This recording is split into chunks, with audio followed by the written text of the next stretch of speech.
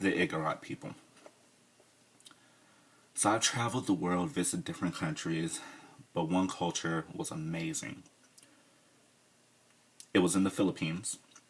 They were so interesting. The people were so completely different. Their culture was completely different. They had three big colonies: North, Lumza, Mayala. It had a strong influence.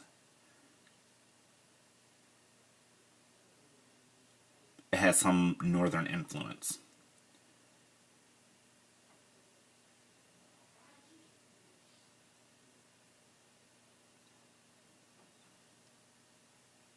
They didn't have any connection with technology. They lived the same way they did thousands of years ago. And Baku is so different. The men use green leaves in the front and back to cover their body parts and use a hard shell to cover their heads. They don't have any pockets, so they put everything in their helmets. And when it gets cold, they use a shawl. They don't use shoes, so they walk barefoot all the time. Their toes looked awful. The women, they have a skirt with a belt, and they usually have a shirt. When it gets cold again, they use a shawl. Women have long black hair. Men have short haircuts, like a bowl cut. They do a lot of hunting.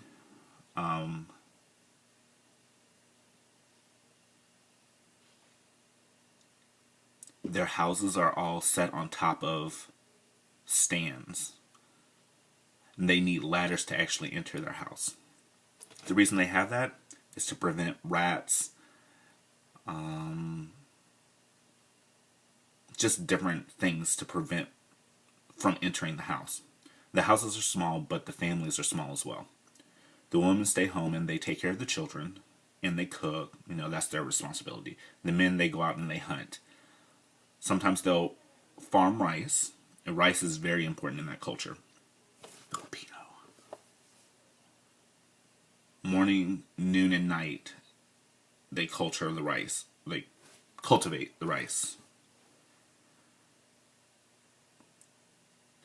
Looking at a rice field is so beautiful. You see the water looks like it's going for miles and miles, and then the rice is sitting in the middle of it. So you wonder, how do they do that when they live in the middle of a valley? I'll tell you.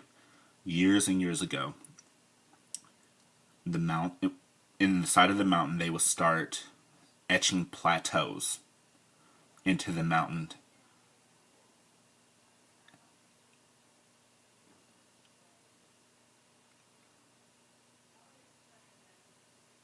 It looks amazing.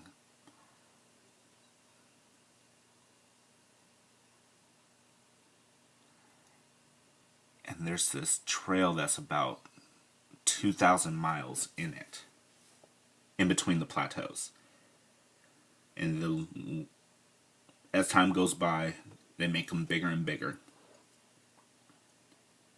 If you ever love to hike, or if it's beautiful to see, but if you love to hike, it's even more breathtaking when you get to the top.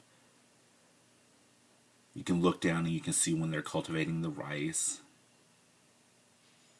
The water looks so peaceful and calm and serene.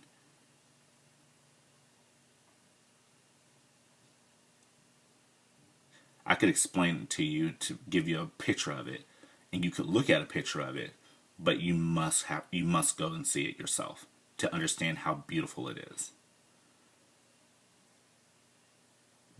and see the ways of the world.